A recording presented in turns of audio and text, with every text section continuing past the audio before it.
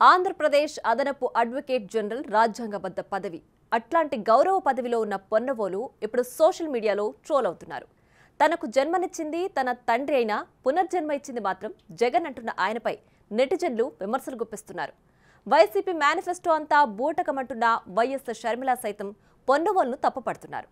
AAG Ponnavolu Sudhakar Reddy వ్యాఖ్యలపైన జగన్పై ఆమె స్వామి భక్తిని చాటుకున్నారని ఎద్దేవా చేశారు.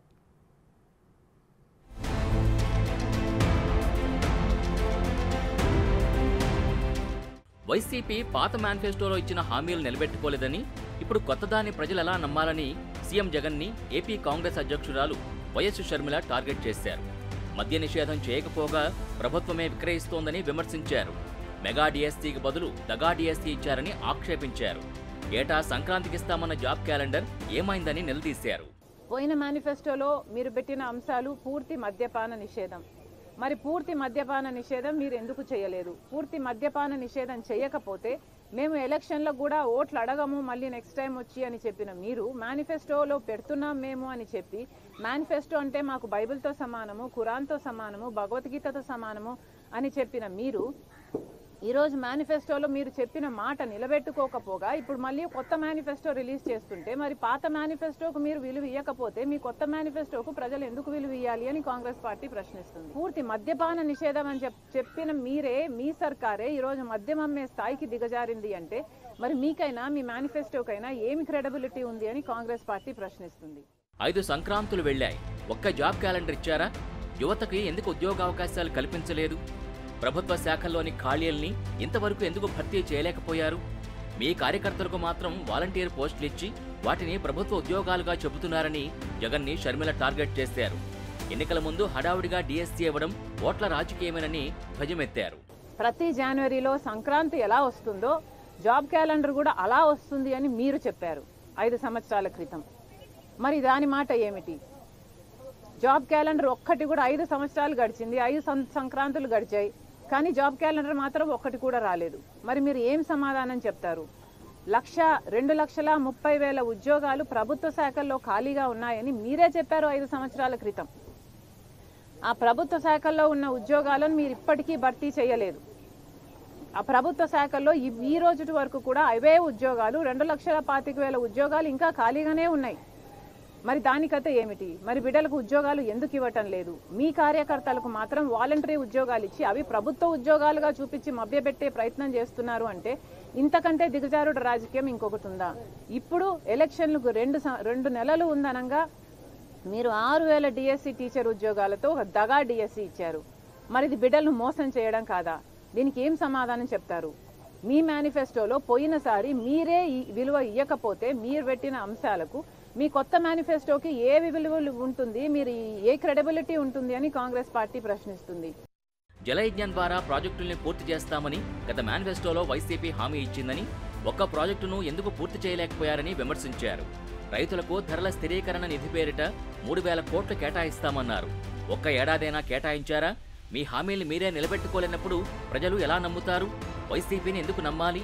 పాత మేనిఫెస్టోలోని హామీలనే నెరవేర్చినప్పుడు కొత్తదానికి విలువేముంటుందని ప్రశ్నించారు. వైసీపీ పార్టీ జగన్మోహన్ రెడ్డి గారు చెప్పిన విషయము 3,000 కోట్ల రూపాయలు ధర స్థిరీకరణ నిధి కోసం రైతులకి ప్రతి సంవత్సరము పక్కన పెడతాము, దాంట్లో నుంచి మద్దతు ధర వచ్చేటట్టు ప్రతి రైతుకి మేము అండగా నిలబడతాము అని మీరు పోయిన మేనిఫెస్టోలో మాటిచ్చారు. మరి దానికైతే ఏమిటి? ఎప్పుడు ఏ సంవత్సరం మీరు 3,000 కోట్లు ధర స్థిరీకరణ నిధి కోసం పక్కన పెట్టారు? మరి మీరు ఒక్క సంవత్సరం కూడా పక్కన పెట్టకుండా ఇప్పుడు కొత్త మేనిఫెస్టో రిలీజ్ చేస్తే మీ పాత మేనిఫెస్టోకు విలువేమిటి, మీ మాటకు విలువేమిటి? అలాగే 4,000 కోట్లతో పంట నష్టపరిహారం కోసం పక్కన పెడతామన్నారు ప్రతి సంవత్సరం. ఒక్క సంవత్సరం అయినా మీరు పక్కన పెట్టారా? ఒక సంవత్సరం అయినా మీరు పంట నష్టపోతే ఇదిగో పంట నష్టపోయారు అని రైతులకు మీరు ఏమైనా డబ్బులు ఇచ్చారా? కనీసం రాజశేఖర రెడ్డి గారు ఇచ్చిన డ్రిప్ సబ్సిడీ కూడా ఇప్పుడు లేకుండా మీరు ఎత్తేశారు అంటే మరి మీరు ప్రజలకు ఏం సమాధానం ఇస్తారు? ఏఏజీ పొన్నవోలు సుధాకర్ రెడ్డి ఏం మాట్లాడుతున్నారో ఆయనకే అర్థం కావట్లేదని షర్మిల ఎద్దేవా చేశారు. మహిళ అనే సంస్కారం లేకుండా మాట్లాడుతున్నారని, కాంగ్రెస్ అధ్యక్షురాలైన తనని ఏకవచనంతో సంబోధిస్తున్నారని ధ్వజమెత్తారు. నిజానికి అక్రమాస్తుల కేసు ఎఫ్ఐఆర్లో వైఎస్ పేరుని సిబిఐ చేర్చలేదని, దాని నుంచి బయటపడాలంటే వైఎస్ఆర్ పేరుని ఛార్జ్షీట్లో చేర్చాలి అనేది జగన్ ఉద్దేశమని, ఆయన ఆదేశాల మేరకే 3 కోర్టుల్లో పొన్నవోలు పిటిషన్లు వేశారని ఆరోపించారు. అందుకే 2019 మే 30న జగన్ సీఎంగా పదవి చేపట్టిన 6 రోజుల్లోనే జూన్ 6న పొన్నవోలుకి ఏఐజీ పోస్ట్ కట్టబెట్టారని గుర్తు చేశారు. స్కిల్ డెవలప్మెంట్ కేసులో టీడీపీ అధినేత చంద్రబాబుకి విజయవాడలోని ఏసీబీ కోర్టు 14 రోజుల రిమాండ్ విధించింది. ఈ కేసులో సిఐడి తరఫున అదనపు అడ్వకేట్ జనరల్ పొన్నవోలు సుధాకర్ రెడ్డి కోర్టులో వాదనలు వినిపించారు. ఈ కేసుతో పొన్నవోలు సుధాకర్ రెడ్డి పేరు మారుమోగిపోయింది. అయితే ఆయన ఏకపక్షంగా వాదనలు వినిపించారన్న ఆరోపణలు కూడా వినిపిస్తున్నాయి. ఆయన జగన్కు వీరాభిమాని అని చెప్పుకున్న వీడియో 6 నెలలుగా సోషల్ మీడియాలో వైరల్ అవుతూ ఆరోపణలకి బలం చేకూరుస్తోంది. తనకు జన్మనిచ్చింది తన తండ్రి అయినా పునర్జన్మిచ్చింది మాత్రం జగన్ అని ఆ వీడియోలో స్వామి భక్తి చాటుకున్నారు పొన్నవోలు.